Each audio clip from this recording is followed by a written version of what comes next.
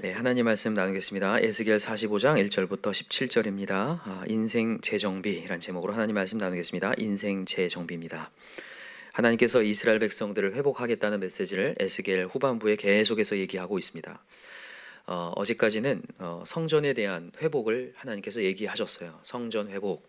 오늘은 무슨 얘기냐면 하나님의 나라에 대한 그 구역을 재정비하고 있는 모습을 보여주고 계십니다. 사실 이스라엘에는 진정한 왕은 하나님이셨습니다. 맞습니까? 원래 이스라엘은 애굽의 속국이었고 애굽의 종살이를 하는 나라였어요. 나라가 아니었죠. 아예 아무것도 아니었어요. 그냥. 근데 하나님께서 일방적으로 이스라엘 백성을 선택하셨고 하나님이 진정한 왕이 되겠다는 거였어요. 너는 내 백성이고 나는 너희의 하나님이 될 것이다, 이렇게 말씀하셨거든요. 그래서 하나님만이 왕이셨는데 어느 순간 되니까 이스라엘 백성이 자기들도 누가 필요하다? 왕이 필요하다.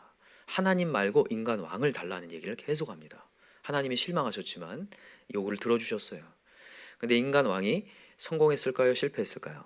실패하죠. 인간 왕은 철저히 만왕의 왕이신 하나님을 섬기며 나가야 되는데 그러지 않고 자기 스스로 뭔가 해보려고 하는 거였어요. 스스로 통치를 해보려고 했고 다스리려고 하다가 결국 멸망을 당한다는 거였습니다. 그래서 완전히 다 무너졌습니다. 그러나 하나님은 이스라엘 백성을 포기하지 않으시고 다시 한번 구원의 메시지를 던져주시면서 회복하신다는 것을 에스겔 선지자를 통해서 계속 얘기하는데, 오늘 이제 다시 한번 하나님께서 이 나라를 어떻게 정비하신지 한번 봅시다. 이게 이제 우리 인생하고 지금 닮아 있어서 여러분 인생을 잘 적용하시면서 가셨으면 좋겠어요. 두 가지로 이제 정비를 하게 되는데, 첫 번째는 뭐냐면 성전 중심으로 모든 것을 바꾸라는 거였어요. 성전 중심으로 모든 것을 바꾸라. 그래서 땅을 분배하는데 거룩한 땅을 가운데에 놓으라고 얘기를 합니다. 자, 한번 읽어봅시다. 자, 2절을 한번 읽어볼까요? 2절 시작.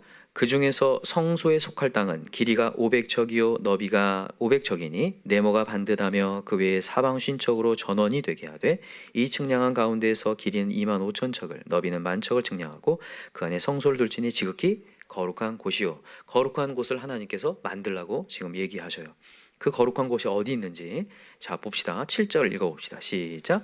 드린 거룩한 구역과 성읍의 기지된 땅에 좌우편 곧 드린 거룩한 구역의 옆과 성읍의 기지 옆의 땅을 왕에게 돌리되 서쪽으로 향하여 서쪽 국경까지와 동쪽으로 향하여 동쪽 국경까지니 그 길이가 구역 하나와 서로 같을지니라. 자, 여기 보면 성읍의 기지된 좌우편 곧 드린 거룩한 구역의 옆으로 왕의 땅들을 허락하고 그리고 그 나머지는 백성들의 땅을 허락한다는 거예요. 그러니까 지금 중심에는 뭐가 있다는 거죠? 성전과 성소가 있다는 것을 하나님께서 지금 얘기하시는 거예요. 이 뭘 얘기하는 건지 이제 아시죠? 모든 인생의 중심을 뭐로 가야 된다는 거냐면 성소, 성전, 하나님과 교제 중심, 예배 중심으로 가야 된다는 것을 얘기하는 거예요. 여러분, 인생 재정비의 제일 첫 번째는 뭐냐면 예배드리는 처소입니다. 예배드리는 처소를 확보하는 거예요. 그러니까 여러분들이 이제 하나님께서 우리가 이전에 살았을 때는 우리 인생이 하나님 없이 살았을 때는 내 마음대로 다스리면서 막 살았다면 이제는 하나님께서 뭐 중심으로 살라고 하시냐면 예배 중심으로 살라고 말씀하시는 거예요. 예배 중심으로 살 때에 너가 산다. 그래서 성전을 하나님께서 가운데 딱 놓으시고 나머지 것들을 성전 중심 근처에 살 수 있도록 하나님께서 이렇게 재배치하고 있는 장면이에요. 여러분, 이 말씀을 다시 한번 우리 명심합시다. 여러분들의 인생을 살면서 제일 중요시 여겨야 되는 게 예배임을 여러분 명심하셔야 돼요. 이전에는 예배가 우선순위가 아니라 한 다음에 시간이 남으면 예배했다면, 그게 아니라 예배를 위해서 모든 활동을 해야 된다는 것을 얘기하는 거예요. 여러분, 항상 우리 먼저 그의 나라와 의를 구합시다. 그럼 하나님 이 모든 것을 더하여 주시리라. 그래서 뭘 해야 되냐면 여러분, 항상 예배를 드릴 수 있는 시간과 물질을 확보해 놔야 돼요.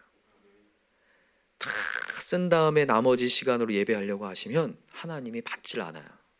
하나님이 여기 말씀하시지만 우리 인생은 이제 재정비되고 있거든요.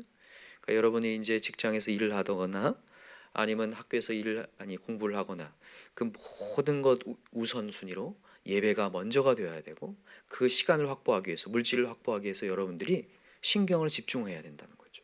그때 여러분 하나님께서 은혜가 부어질 줄 믿어요. 이거를 명심합시다. 예배의 중심으로 가는 거. 우리의 가정도 마찬가지로 어떤 뭔가를 시작할 때, 뭔가 행사를 시작할 때 항상 예배 중심으로 하나님을 먼저 기억할 수 있도록, 항상 하나님과 대면할 수 있는 자리. 우리 너무 감사하게도 우리 1월 1일마다, 한 달에 1일마다 우리 월사 기도회를 하나님 앞에 드리는데, 우리가 예배 중심으로 가기 위해서 그거 하는 거잖아요. 그죠?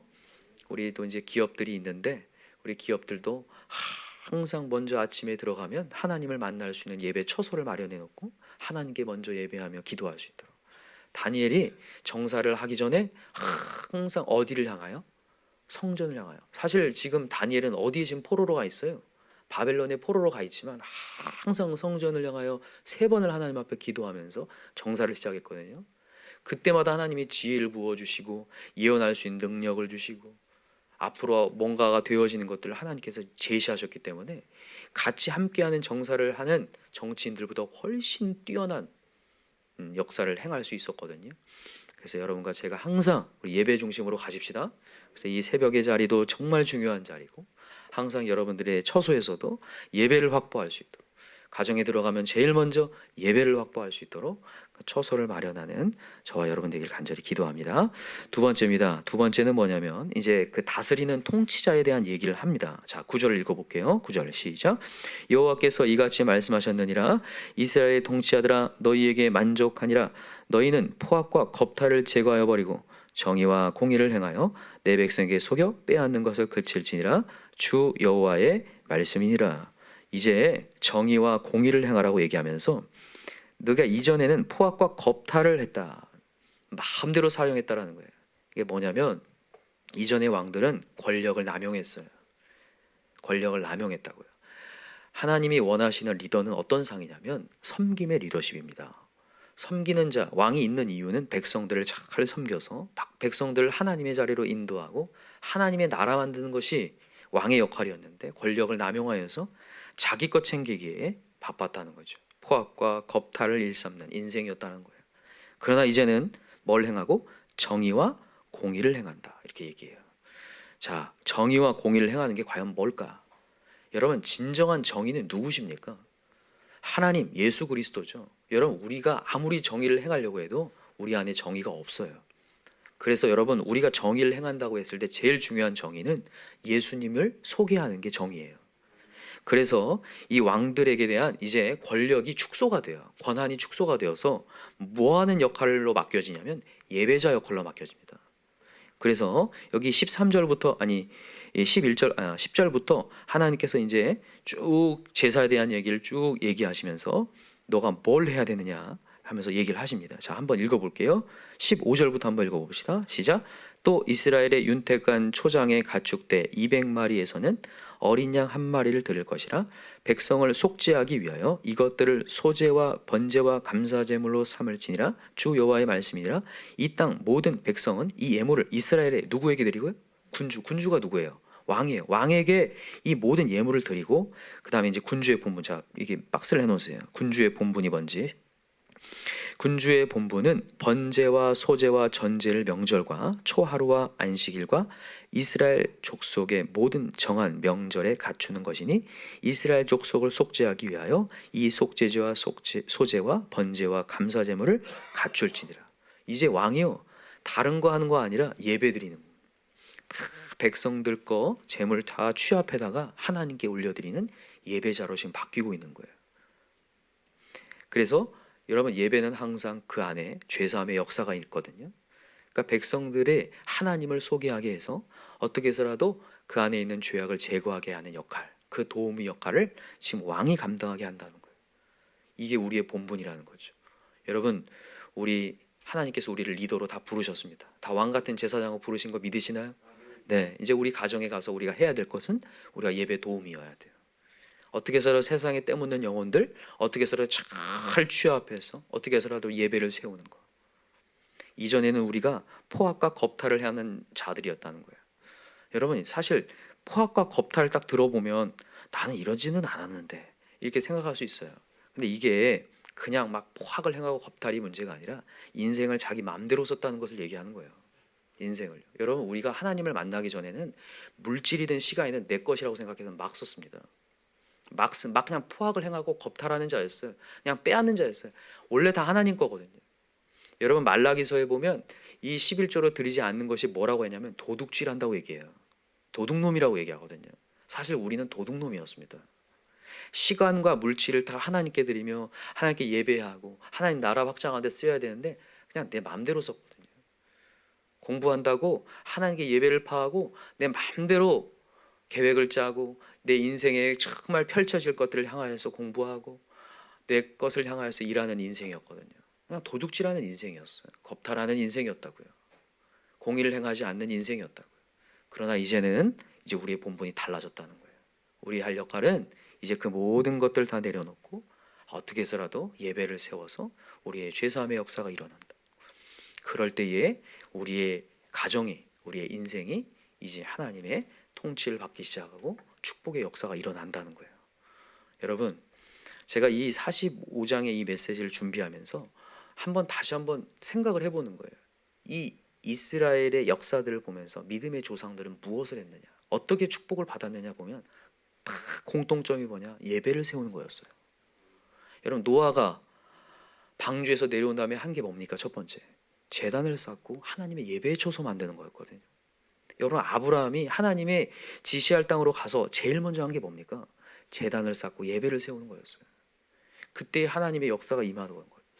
여러분, 이 영국에 있는 청교도인들이 그렇게 심한 박해를 받자 메이플라워를 타고 미국으로 건너옵니다. 신대륙을 건너오는데 건너오자마자 수많은 거기에 있는 공격들을 받고 이 풍토가 좋지 않았지만 그들이 제일 먼저 한 게 뭡니까? 예배를 세우고 하나님께 드리는 거였어요. 그때 만들어진 명절이 뭡니까? 추수 감사절이잖아요. 그 어려운 와중에서 뭔가 추수가 되었을 때 그것을 가지고, 그 귀한 걸 가지고 하나님 앞에 올려드리는, 하나님께 제사 드리는 시간이었거든요. 그것이 그들에게 축복이 되었거든요. 여러분, 우리나라에 온 선교사님들이 정말 어려운 상황이었지만 제일 먼저 세운 게 뭐냐면 교회였습니다. 사실 와서 막 사업을 하고 싶고 뭐 다른 것을 해서 돈을 벌어서 뭔가를 하고 싶지만 아니요, 교회를 세우는 거였어요. 보이지 않는 하나님을 예배하는 거였어요.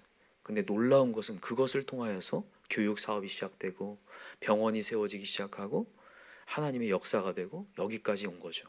그러니까 여러분, 우리가 예배 세우는 게 눈앞에 봤을 때는 별게 아닌 것처럼 보이지만 이게 진정한 우리의 축복이 된다는 것을 다시 한번 이 역사를 통해서 증명을 해요. 그래서 여러분, 이 메시지를 우리 다시 한번 마음 가운데 새깁시다. 우리가 해야 될 일은, 이전에는 내 마음대로 내 인생을 정비하며 살았다면 이제는 예배 중심으로 내 인생을 다시 한번 정비하여서 우리 가정에 어떻게 해서라도 예배가 제일 먼저 우선이 되고 하나님께 무릎 꿇는 자리가 제일 우선이 되고 우리의 학교를 갈 때나 또 우리 직장을 갈 때나 제일 먼저 하나님을 찬양하며 예배하는, 그렇게 하나님 제일주의, 하나님 우선주의로 살 수 있는 그런 가정들이 계속해서 많이 나오기를 간절히 기도합니다. 그럴 때에 하나님의 축복이 임할 줄 믿습니다. 기도합시다. 이 시간에 간절히 마음으로 기도할 때 우리 군주의 본분이 이제 바뀌었습니다. 이전에는 자기 마음대로 통치하는 게 왕의 역할인 것처럼 보였지만 이제 군주의 본분은 예배를 세우는 것이고 백성들로 하여금 어떻게 해서라도 하나님께 감사의 제사를 드리고 죄사함의 제사를 드리는, 속죄 제를 드리는, 그것을 통로로서 인도하는 예배 도우미가 이제 군주의 본분이라는 것을 깨닫습니다. 어떻게 해서라 우리가 예배의 파수꾼이 되기 원합니다. 예배가 무너지고 있을 때 이러면 안 된다. 위기의식을 느끼고 예배를 더 세우고자 원하는 우리 가장들이 많아지게 도와주시고 세상의 리더를 따라가지 않게 하시고 하나님의 왕이심을 정말 마음 가운데 새기며 나아갈 때에 역사하시는 것들을 경험케 해달라고. 하나님은 우리의 가정을 다시 한번 세우실 줄 믿습니다. 여러분, 인생 재정비하실 하나님 믿으시죠? 네, 믿습니다. 제일 먼저 해야 될 건 예배를 세울 때에 인생이 재정비된다는 걸 믿으시고 예배가 세워지는 역사가 일어나게 해달라고, 이 시간에 예배의 영이 우리 가정마다 임하게 해달라고 우리 주여 삼창 간절히 부르고 기도합시다. 주여 주여 주여. 하나님 아버지 감사합니다. 하나님께서 오늘도